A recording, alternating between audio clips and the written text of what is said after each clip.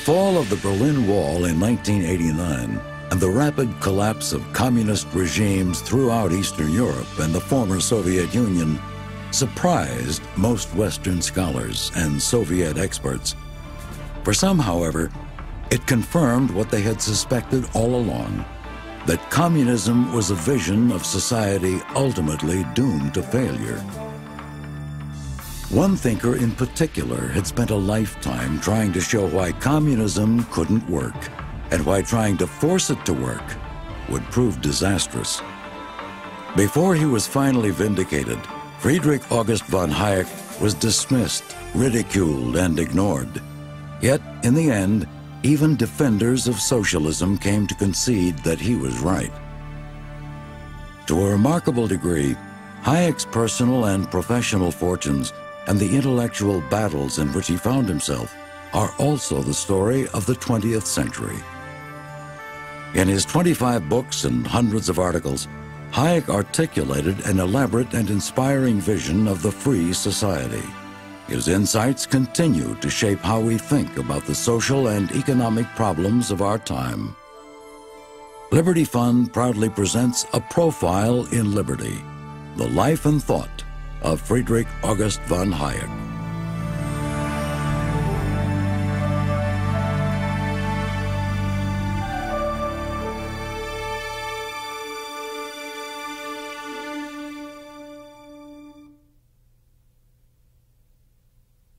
Descended from Austrian nobility, Friedrich August von Hayek was born in 1899 in Vienna, the heart of the Austro-Hungarian Empire and one of the leading intellectual capitals of Europe.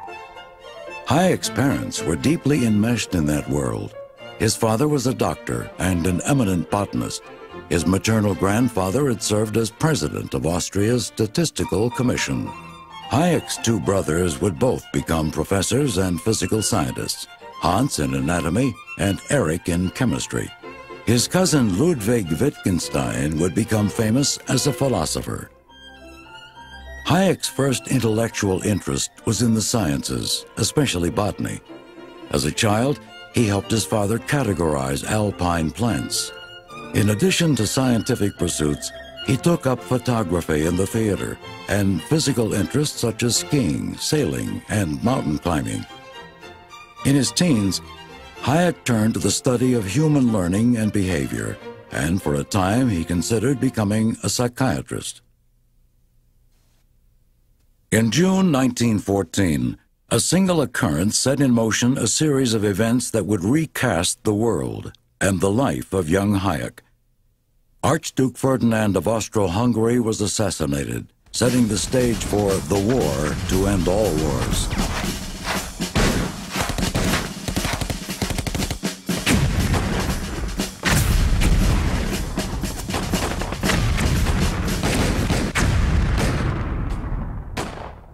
World War I's effects were devastating to the old order. The long-standing Austro-Hungarian dynasty of the Habsburgs was out of power. In Russia, the Romanov dynasty had been destroyed, and communism was the new social order. Hayek, like many young Europeans after the war, was drawn to socialism. For Hayek, the appeal of socialism lay in its attempt to solve social ills by applying scientific principles to government planning and control of the economy. Hayek was pulled towards the Fabian variety of socialism, which favored peaceful, gradual government interventions rather than the sweeping and violent revolutions advocated by Marxist socialists.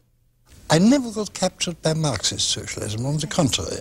Then I counted socialism in its Marxist, frightfully doctrinaire form, and the Vienna socialists, Marxists, were more doctrinaire than most other places. It rather repelled me.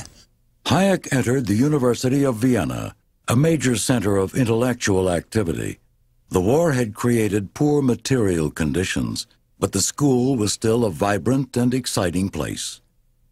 It was here at the university that Hayek was first introduced to the Austrian School of Economics. This group of scholars extended the insights of the 18th century economist Adam Smith regarding the workings of a free market economy. In his classic work, The Wealth of Nations, Smith had sought to explain the tremendous growth in commerce that had taken place in the West during the 17th and 18th centuries. In opposition to the dominant views of his day, Smith saw that a prosperous economy arises not from the actions of governments, but through the voluntary actions of buyers and sellers in the marketplace. In Smith's understanding, no one person or group dictates what the supply and demand of goods will be. Rather, each person acts in his or her own interest. As long as exchanges are allowed to be free and voluntary, neither buyer nor seller will trade unless they both stand to gain from the transaction. According to Smith, the ultimate consequence of all these various exchanges is a flourishing and orderly economy. Adam Smith was also the first to point out the fundamental importance of the division of labor as part of a prosperous economy. Through division of labor, the particular knowledge and skills of individual men and women contribute to the creation of a vast number of goods.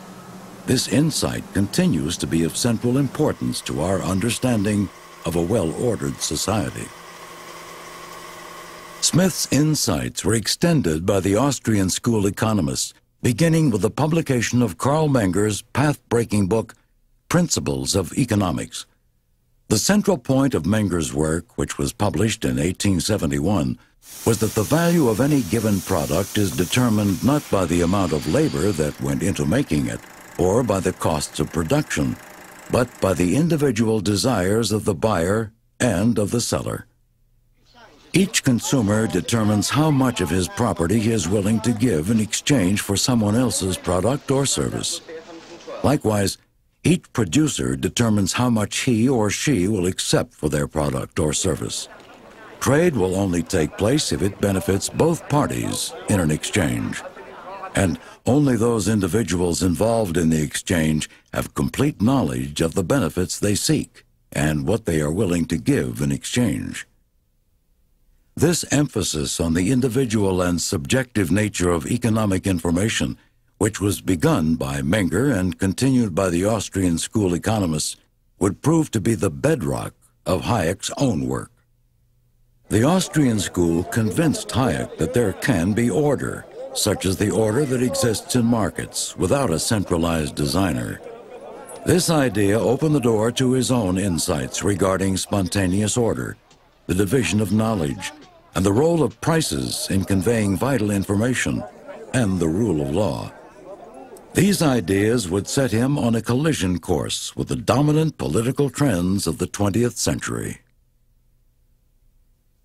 In 1921, Hayek received his doctorate in law, and 2 years later was granted a doctorate in political economy. While at the University of Vienna, he had studied philosophy, law, and economics. It was shortly after taking his formal degree in political economy that Hayek met Ludwig von Mises for the first time. Mises was director of the Austrian Chamber of Industry and one of the leaders of the Austrian school's second generation of scholars. He would have a deep influence on Hayek's work. So I came to him with a letter of introduction by von Wiese, who was my real teacher, who described me as a promising economist. Mises looked at me, promising economist? I've never seen you at my lectures. But we became very great friends afterwards. Mises' book, Socialism, had a significant impact on Hayek's economic thought. In it, Mises attempted to show that in economic terms, a socialist state was technically impossible. Mises argued that since socialism denied a system of voluntary exchanges, the relative prices that provided signals for decision-making were missing. Without these signals, coordination of activities within the economy is impossible. In 1924, Hayek began attending Mises's private seminars. These events were considered the center of economic debate in Vienna. If I'd come to him as a young student, I would probably have just swallowed his views completely. As it was, I came to him already with a degree. I'd finished my elementary course, so I approached him in a slightly more critical fashion. And I asked him, And being for 10 years in close contact with a man with whom conclusions you on the whole agreed, but whose arguments were not always perfectly convincing to you, was a great stimulus. In 1927, Hayek and Mises co-founded the Austrian Institute for Business Cycle Research. The board included prominent economists. Young Hayek, the Institute's director, was beginning to solidify his reputation as a world-class economist. In 1929, Hayek began his first teaching position at the University of Vienna. That year also saw the publication of his first book, Monetary Theory and the Trade Cycle. In this work, Hayek expanded on the Austrian school's theories by developing the idea that the prices of goods and services, including interest rates, are information signals which are vital to the independent plans of consumers and producers. The main point of Hayek's book was that usually these information signals make possible harmonious and spontaneous overall adjustments within the economy. However, government intervention in the economy can cause false or distorted signals, which can ultimately lead to economic ruin. The core of the argument was simple. In a well-ordered economy, prices convey knowledge, and for the economy to function properly, that knowledge must not be distorted by government intervention. This basic idea would set Hayek in direct confrontation with two major trends in economic thinking, socialism and Keynesianism. For Hayek, economic knowledge is dispersed among individuals. This division of knowledge, as it would later be called, makes the central planning desired by socialists impossible. If prices are a way of coordinating the plans of individuals, and those plans can only be known by those individuals, then any order provided by central planning would simply be arbitrary and most likely destructive to economic prosperity. Hayek's insights were also directly at odds with government policies designed to enhance consumption, either through monetary inflation or through government spending. These policies were the very heart of John Maynard Keynes' more moderate interventionism. With his first book, Hayek had rebuffed the two most dominant trends in economic thought. In England, Hayek had come to the attention of Lionel Robbins, who was soon to head the prestigious London School of Economics, or LSE. The LSE was looking for someone intellectually capable of taking on John Maynard Keynes at the University of Cambridge. Robbins invited Hayek to come to England and give a series of 4 lectures. Hayek literally swept the audience off its feet, and he put forward a view of the Great Depression that seemed to be both accurate and complete. Hayek was invited to become a professor at the LSE, and in 1931 he and his family moved to London. Soon Hayek and Robbins, by now a good friend, were emulating Mises by holding their own private seminars. These lively gatherings attracted many international economists. It was during his time at the LSE that Hayek laid down the basis for his larger theory of spontaneous order.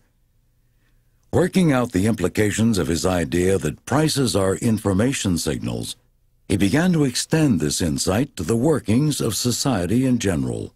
It is the idea that there can be great orderliness in a society even though there is no one doing the ordering. To achieve this orderliness, however, it was essential that prices be allowed to fluctuate without interference. Societies cannot be organized without the signals that come through a free enterprise system using prices and profits. Hayek thought that prices and profits primarily convey information.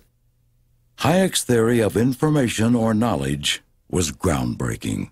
A market is a system of the utilization of knowledge, which nobody can possess as a whole, which only through the market situation leads people to aim at the needs of people whom they do not know, make use of facilities of which they have no direct information, all this condensed in abstract signals, and that our whole modern wealth and production could arise only thanks to this mechanism is, I believe, the basis not only of my economic but as much of my political views. His most important contribution is to extend the paradigm or idea of Adam Smith about division of labor and making it into division of knowledge. You need the market because you need a way in which people can benefit, can capitalize on what they know that's different from other people, and in the course of this capitalizing on their specialized knowledge, they share this knowledge with other people. This linking of the dispersed nature of knowledge with the theory of spontaneous order lay at the core of Hayek's distrust of central planning. In his view, no central planner could gather together enough knowledge to create the same order and richness that occurs spontaneously in a free market. If production had been directed by a central planning agency, would they have directed in the internet technology, which is so revolutionizing human life? Hayek argued that central planning authorities don't develop that sort of planning ability, that they're inevitably bureaucratic and they prevent the new and the creative and the diverse from emerging, and that what you want to do is have a society in which individuals are free to do as much as what they want, whatever they want to do, as long as they're not physically harming someone else. To Hayek, central control over individual economic decisions leads inevitably to control over what individuals are allowed to do and the ideas they are allowed to develop. Hatte immer außerordentlich schöne Zitate. He placed a beautiful quote at the beginning of every chapter of The Road to Serfdom. And there is a quote by Belloc he placed at the beginning of a chapter where he says, let me see if memory serves, the control of the production of wealth is the control of human life itself. Das Kommando über das menschliche Leben schlechthin. These insights led Hayek into a prolonged debate with the socialist thinkers of his day, a complicated dialogue that became known as the socialist calculation debate. On his side, Hayek extended Mises' earlier argument that socialism was technically impossible. Both Hayek and Mises' great accomplishment was to turn the question of socialism from a moral question to a practical question. It wasn't whether individuals are good enough for socialism, it's a question of whether or not socialism can practically be the way a society can be organized. Hayek argued that without freely adjusting prices based in private property, there were no signals for socialist planners to use in calculating the relative values of goods and services, and there was no information for deciding which production methods were most efficient. But scholars influenced by socialist ideas were not persuaded by the arguments of Hayek or Mises. Perhaps the most vocal critic of the Austrian school was Oskar Lange, a prominent Polish socialist. According to Lange, Mises had provided a service to the socialists by pointing out the need for a more careful system of economic accounting that would guide production resources in a socialist economy. Rather than pointing out the impossibility of socialist calculation, said Lange, the Austrians had merely pointed to a problem that socialist thinkers could certainly solve. The socialists always operated, and still do, as if intellectual elites can govern society from above. And what Oskar Lange did, for example, was only to switch the elite from, say, kings and emperors and others, benevolent despots of days past, into the enlightened economists that could run and operate the economy from above. Despite having missed the real point of Hayek's criticism, Lange's arguments were persuasive with both academics and the general public. Public opinion was firmly on the side of more government control over economic life and firmly against Hayek's ideas. Equally formidable in the arena of both academic and political opinion would be the ideas of John Maynard Keynes. Rather than advocating the complete nationalization of the economy, as the socialists did, Keynes and his followers contended that the government should stimulate economic growth through monetary inflation and through spending on public projects. This ran directly counter to Hayek's contention that government intervention distorts the information conveyed by prices. Hayek argued that although under Keynes' approach there may be indeed short-term stimulation of the economy, prices will no longer transmit accurate information between producers and consumers. This would result in the wrong things being produced in the wrong quantities at the wrong time, or what Austrian school economists refer to as malinvestment. The debate between Hayek and Keynes would continue until Keynes' death at the age of 63 in 1946, and it was a debate that, at the time, Hayek appeared to lose decisively. Beginning in the early 1930s, Keynes and Hayek sparred publicly on how to break the Great Depression that held the world in its grip. A central issue was what role the government should play in attempting to increase employment and stabilize the economy. For Hayek, it was a matter of letting the system, which had been actively discoordinated through government inflation of the money supply, recover naturally. Artificial intervention only postponed and aggravated the necessary correction. Keynes vehemently disagreed. Keynes's view was that now it was the purpose of government to get the economy rolling again, to prime the pump, for there to be government work projects, for there to be government transfer payments, whatever could be done to get the economy moving again. Underlying these disputes was another point of disagreement between these two great thinkers. Hayek concentrated on individual transactions between buyers and sellers. Keynes, however, argued that the important figures were economic aggregates, such as total unemployment and gross national product. Hayek held that aggregate figures only hide important economic information, which is necessarily individualized and dispersed. Hayek reviewed Keynes's treatise on money, which had just coming out, just slamming it.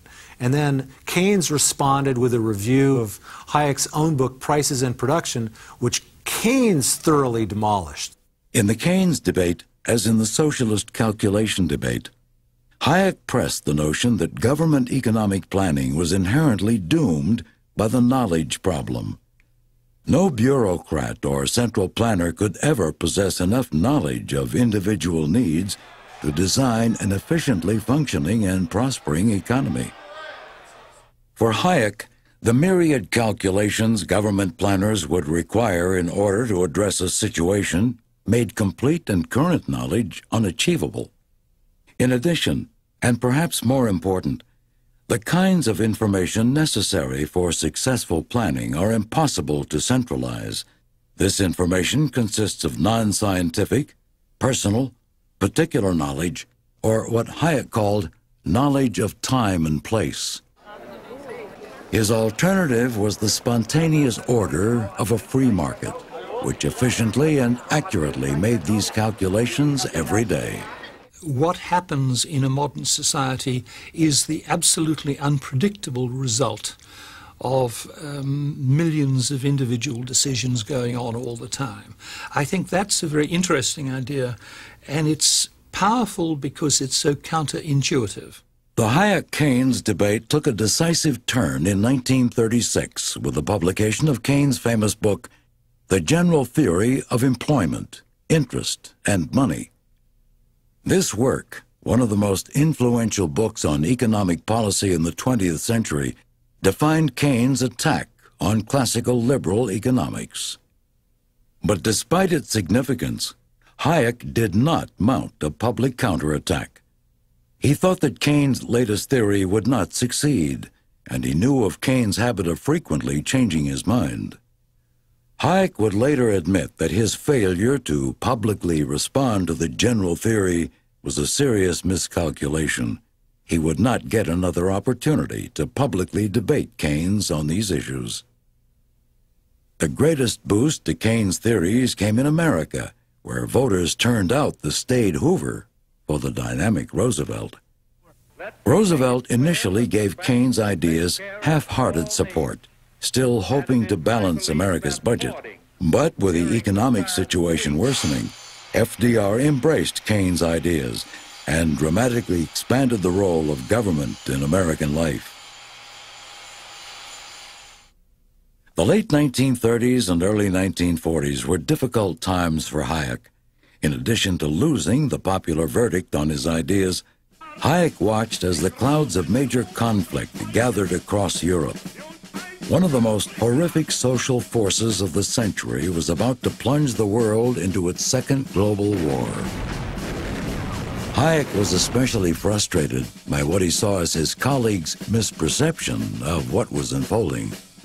External circumstances of environment made it necessary for me to explain to my English colleagues, who firmly believed that the bad German capitalists had started a reaction against the promising socialist developments, that they were wrong in their interpretation of the Hitler movement. An outspoken opponent of the Nazis, Hayek charged that the evils of National Socialism were of the same variety as the errors of Marxist socialism.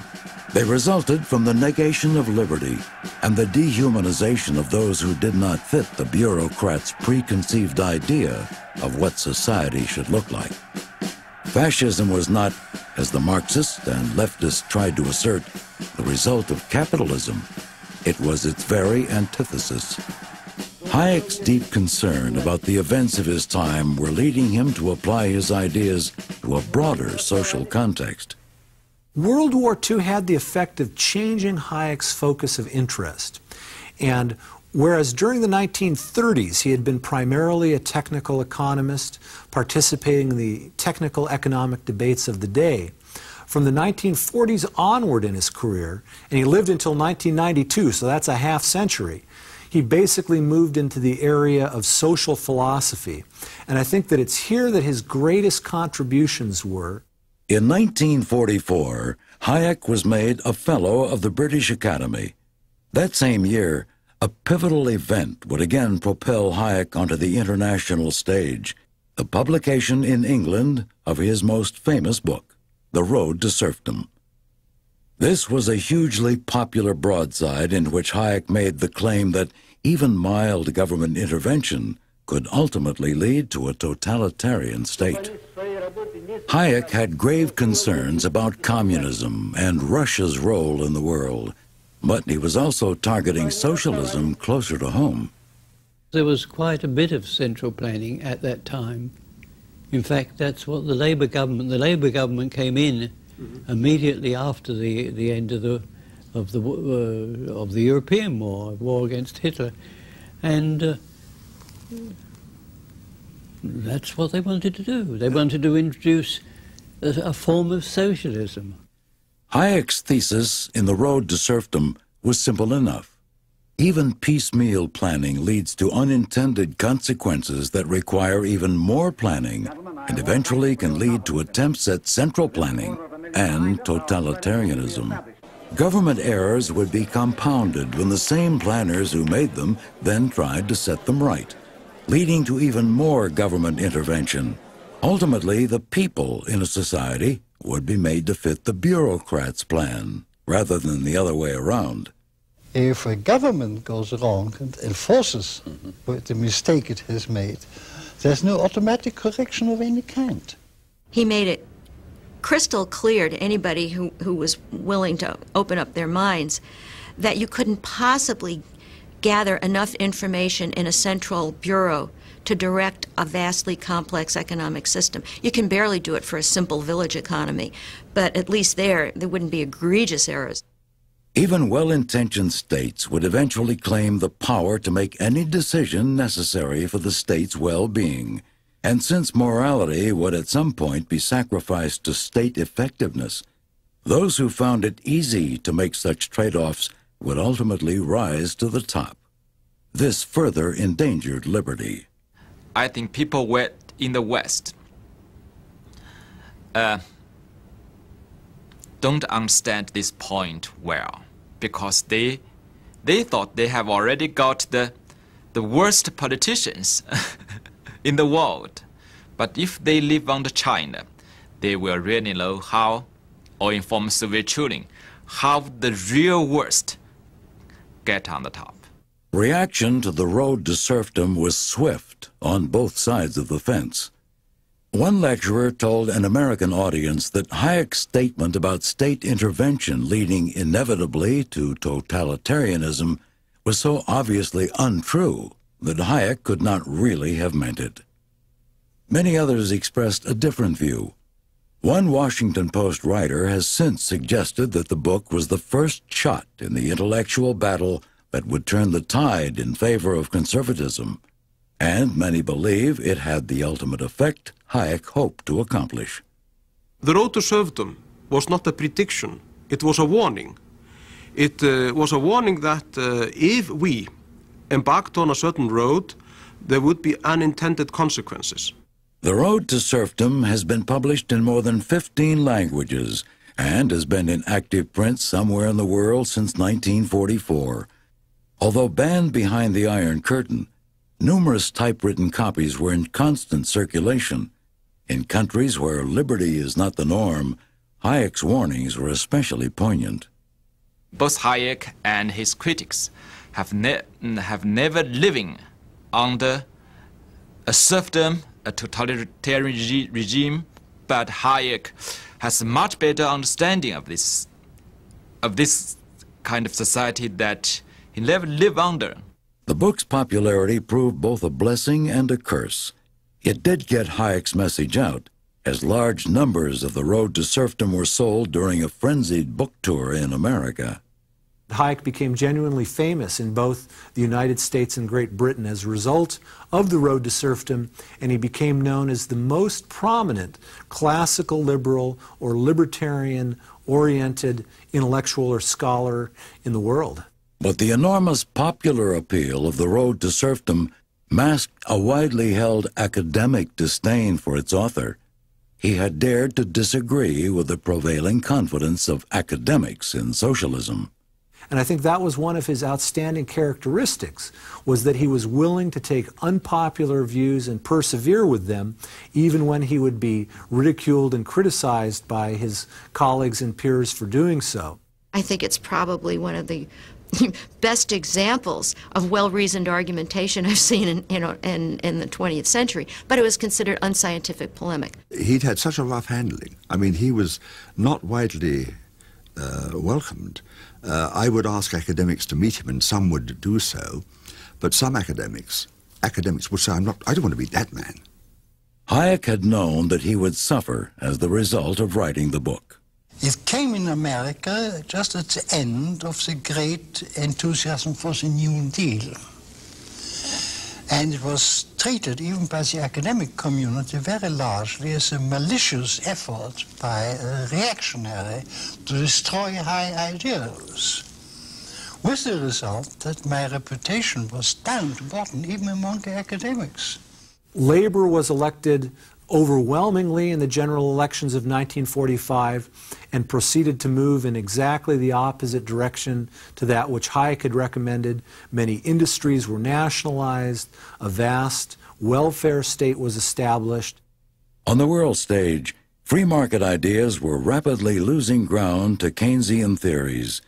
This was in part the result of the popular perception that economic planning during the war had successfully mobilized resources and could do so in times of peace. Hayek, however, argued that equating a peacetime economy with wartime planning was a fundamental error. But the tide of academic opinion was solidly against him. Hayek recognized the need to preserve the ideas of classical liberalism. So he decided to create an international society of scholars to encourage renewed exploration into the political, economic, and cultural foundations of a free society. This gathering became known as the Mount Pelerin Society. Hayek felt like that the whole world was going socialist immediately after World War II, and he felt like there was a desperate need to at least establish some connections between those who still held classical liberal notions. And so he got the Montpellier Society organized in 1947. Und da hat Hayek durch diese große Sammlungsbewegung, Hayek, through this grand assembly or gathering, overcame the isolation of individuals and united liberal scholars from history, political science, economics, and philosophy, all of whom felt motivated to defend the free society. zusammengebracht hat, die alle dem Axiom der Freiheit sich verpflichtet fühlten. In 1947, the group met in a small town in the Swiss Alps. The first conference lasted 10 days. That first meeting, and the larger one that followed it in 1949, brought together intellectuals from a world still devastated by the recent war. This meeting was the first time that Germans had met with Americans since the war, that some Hollanders, Netherlands people had met with Germans since they'd been in concentration camps. There were many emotional events or scenes that took place. Hayek served as president of the Mont Pelerin Society until 1960, then as honorary president until his death. His vision of an ongoing formal gathering of like-minded intellectuals was realized. In 1955, Anthony Fisher, whom Hayek had met almost 10 years before, asked Hayek for advice on how to effect change in the direction of increased freedom. Hayek said to him that he should emphasize ideas, that ideas were far more important than practical political activity. Hayek famously said, keep out of politics. That was Fisher's idea. Fisher's idea was to get into politics and change things. Government were corrupt. I have observed in some of my best friends who, as a result of the war, got tied up in government work, and they've ever since been statesmen rather than scholars. As the result of his conversations with Hayek, Fisher founded the Institute of Economic Affairs in Britain. Fisher wasn't certainly an intellectual. I mean, he was a simple, really was a basic practical farmer, you know, with dirt under his nails and all that kind of stuff. And so he eventually got round to meeting me and a few others and putting up a small sum of money to get the IEA started. I mean, we were a child of Hayek, absolutely. Hayek believed that resources should support education. The Institute for Economic Affairs would be the first of many international think tanks inspired by Hayek, organizations devoted to research and publishing on liberty and free market economics. In 1950, the University of Chicago offered Hayek an appointment to the prestigious Committee on Social Thought, which he accepted. Once again, he found himself in one of the centers of economic thought. One of the really interesting things about Hayek is that he was at the University of Vienna, he was at the London School of Economics, he was at the University of Chicago, all tremendously vital places intellectually. The University of Chicago had taken the risk of first publishing The Road to Serfdom in America, and it was considered a center for free market thought. The school was also located in a country considered a bulwark in the effort to contain communism. The move to Chicago was a good one for Hayek. His appointment to the Committee on Social Thought at the University of Chicago enabled him to cut back his teaching and to do research in areas other than economics. He sometimes commented that an economist who only knows economics really doesn't know very much. He had much more of a holistic approach to knowledge and one that tried to bring together thoughts from a number of disciplines. I announced in Chicago a seminar on scientific method, and particular differences between the natural and social sciences. And it attracted some of the most distinguished members of the faculty of Chicago. And Enrico Fermi and Sewell Wright and a few people of that quality sitting in my seminar discussing the scientific method. And that was one of the most exciting experiences of my life. The years in Chicago were productive. In 1952, Hayek published a book on knowledge and the mind entitled The Sensory Order. After I had published The Road to Serfdom in 1944, I wanted to take leave from this sort of subject. I had so discredited myself with my professional colleagues by writing that book that I thought I would do something quite different and return to my psychological ideas. In the sensory order, as in Hayek's social and economic thought, multiple and dispersed connections make the system work. Information is spontaneously ordered through specific signals, and trial and error learning is an important basis for the brain's performance. Not only are people's brains different, we process information differently. Everything we do helps to build up a personal classifying system that will differ in some respect from somebody else's. So I see the sensory order as being an important issue that he needed to address for his critique of socialism. In 1954, Hayek tackled yet another field, history. It was widely believed that the Industrial Revolution had impoverished vast numbers of British citizens. Hayek challenged that claim in his introduction to Capitalism and the Historians, a collection of essays by leading scholars. For Hayek, the Industrial Revolution was an example of spontaneous order in action. Vast unplanned changes in the economy were the result of an untold number of individual economic decisions based on subjective values.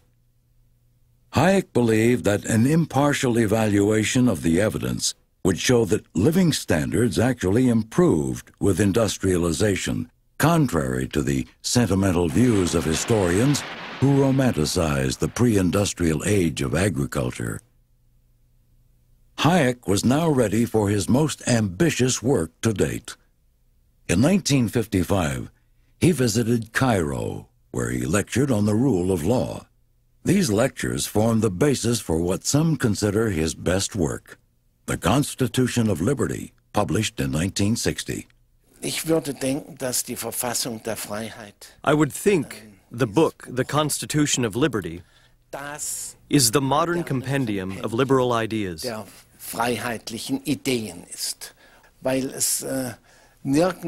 Nowhere is the importance of a free society for our civilization as well stated as in this book.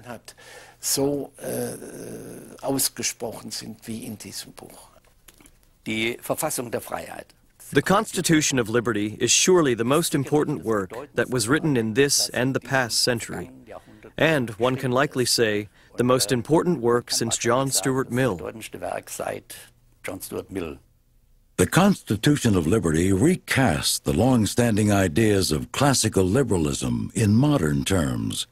Hayek concludes the Constitution of Liberty with the words that John Stuart Mill used to preface his work on liberty a century before, that the grand leading principle toward which every page in this book leads is the promotion of human diversity in its richest potential.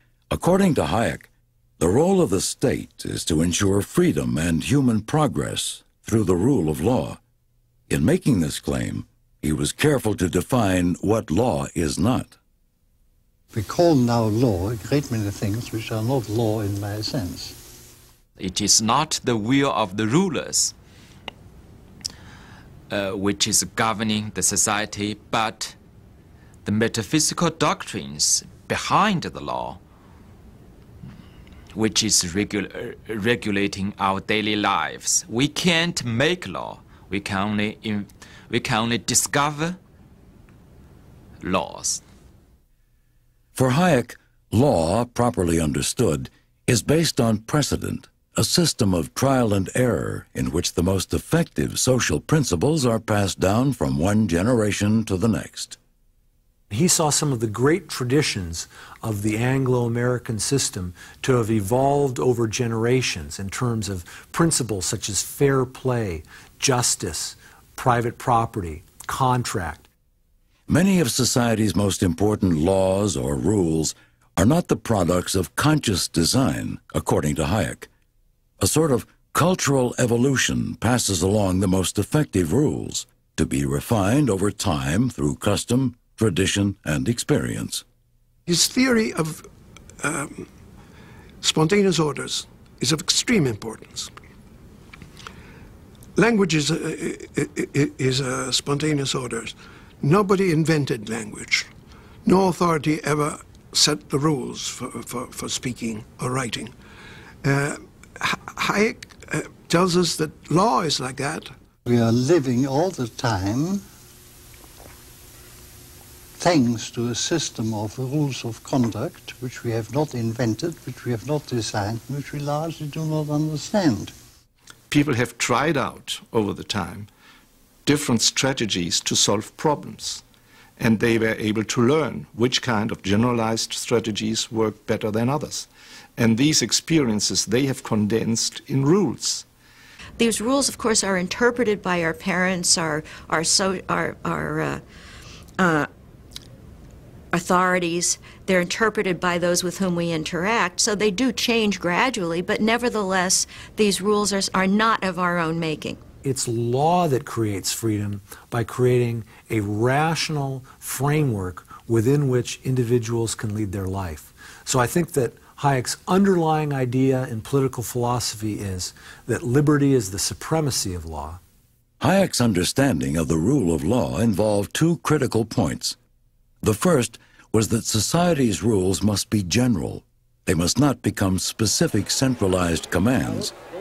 This also keeps them from becoming instruments for granting special privileges. True freedom implies equality under the law.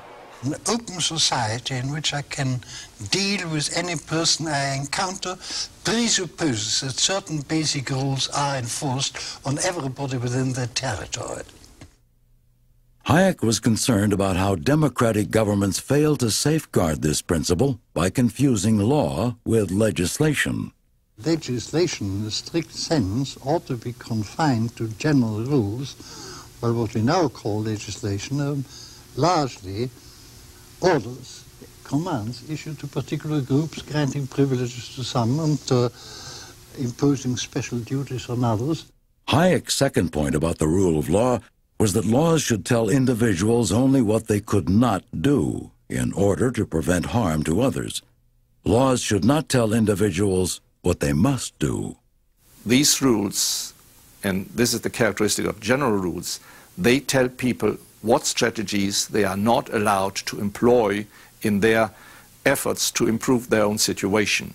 But within the remainder of the open space of conceivable actions, they are free to choose whatever they consider most appropriate and more conducive to their interests.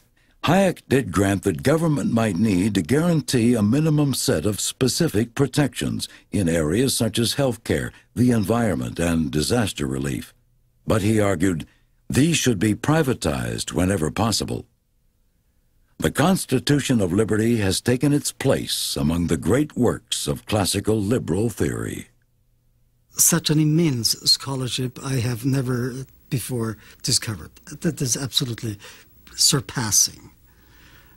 And the ideas there, especially the ideas about the justice problem, about the problem of spontaneous interaction of 10,000s of people, all of them having completely different value convictions, and how we can find people, or we can find ways and means to make people with completely different value convictions to live together in more or less peace and freedom. That was something what still fascinates me. That is actually, for me, the quintessence of economics. In the early 1960s, Hayek unexpectedly received an invitation to teach in Freiburg, West Germany. Freiburg was the professional home of his old friend and Mont Pelerin Society member Walter Eucken, who had died in 1950. Ludwig Erhard, another Mont Pelerin Society member, was soon to become Chancellor of West Germany. After moving to Freiburg, Hayek pressed on with the development of his ideas on spontaneous order. By 1969, he had almost completed the first volume of Law, Legislation, and Liberty.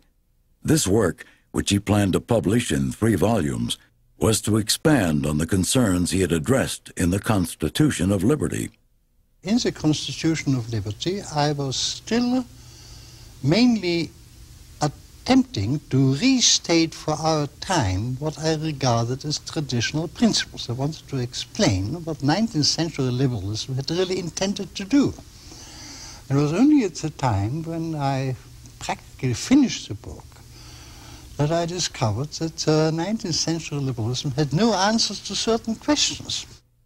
Law, Legislation, and Liberty was eventually to be a work of sweeping scope and substantial importance. But before the first volume was finished, Hayek began to suffer from a severe depression. Years of standing against the academic and political mainstream were apparently taking their toll. Even after he finally finished the first volume in 1973, Hayek's outlook had not improved.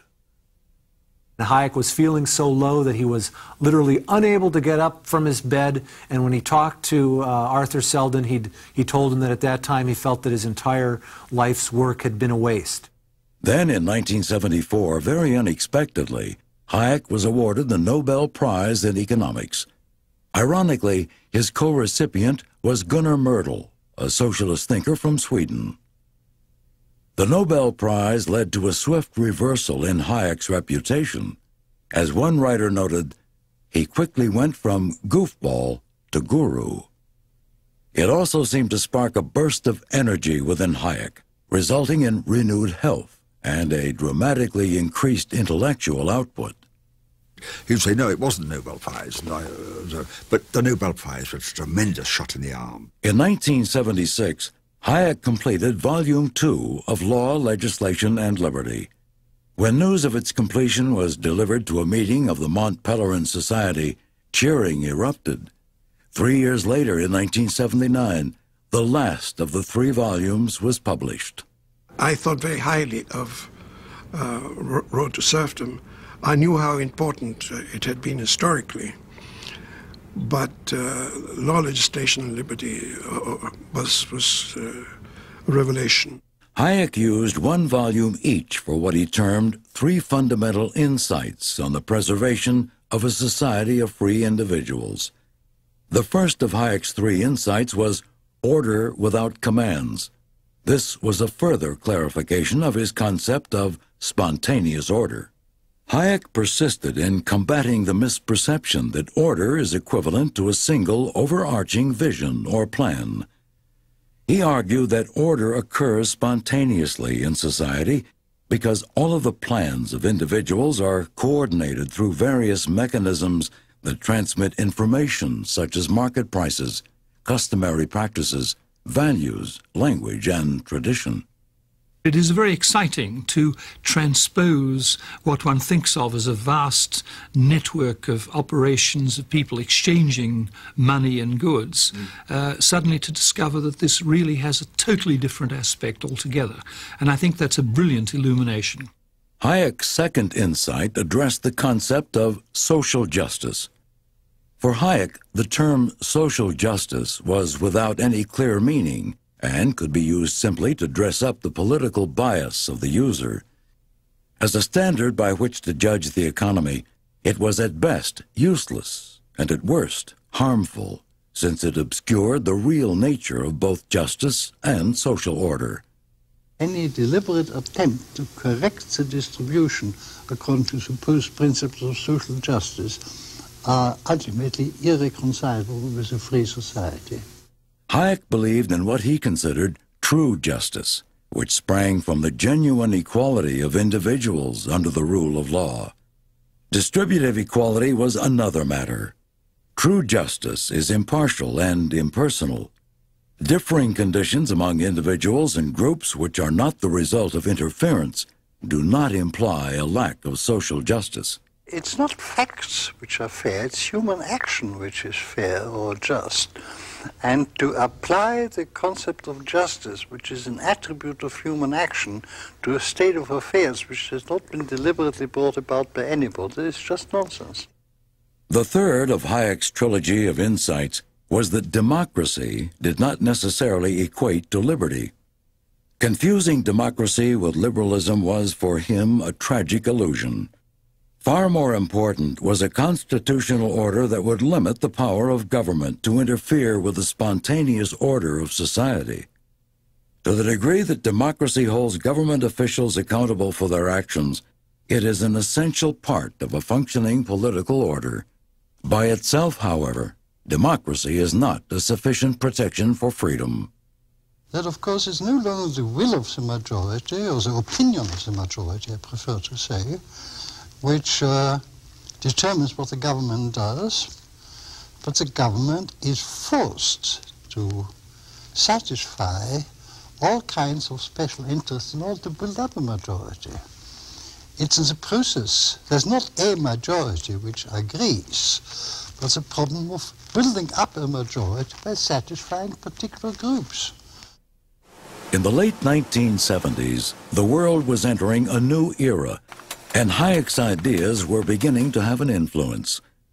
The simultaneous high inflation and high unemployment, which seemed to be the legacy of Keynesian economics, caused many to begin looking for other answers. In England, Margaret Thatcher was turning the British economy around, largely through reliance on Hayek's theories. Hayek had great admiration for Mrs. Thatcher. Her adoption of his concepts caused some to call Hayek her mad professor. Once she pulled the Constitution of Liberty out of her bag, placed it on the table, and said, "This is our program." And then extraordinary changes happened in England. In the 1980s, an economic sea change occurred in the United States. Ronald Reagan had come to office with a new approach based in part on Hayek's ideas. Reagan's administration would bring both inflation and unemployment under control. In 1982, Hayek was awarded the Order of Merit by the Austrian government, and in 1984, he became a Companion of Honor, a personal award from the Queen of England. Hayek's final book, The Fatal Conceit, was published in 1988. In it, Hayek warned his readers against the temptation to assume that social institutions and inherited practices can simply be altered or abolished to suit the momentary objectives of would-be reformers. In 1989, at the age of 90, Friedrich Hayek witnessed the dismantling of the Berlin Wall, the victim of unworkable government economic planning and increasing pressure for freedom.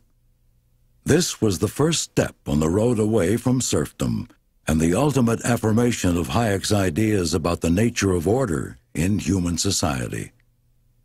If you were a good Hayekian, it should have been inevitable that communism was going to fall, because it should have been inevitable that this terribly inefficient system was going to at some point just grind to a crashing halt. Nowhere is Hayek as popular and as well respected as in the East European countries, because those people have seen his theories. They have read The Road to Serfdom, which gives an accurate account of the police states and of the conditions under which centralist economic planning can be performed, and they also see the great promise that he holds out for them. President George Bush presented the U.S. Medal of Freedom to Hayek in 1991. Hayek's son, Dr. Lawrence Hayek, accepted. Friedrich August von Hayek died in 1992. His life had essentially come full circle through two distinct half-centuries in which his reputation had risen, then fallen, and finally risen again, even more strongly. He had seen the ideas of free markets and human liberty go from ridicule to being the centerpiece of social thought. This is Hayek's legacy. I think that we can divide the 20th century into 4 quarters. The first quarter was dominated by Lenin and the Russian Revolution. The second quarter by Hitler, National Socialism and the World War.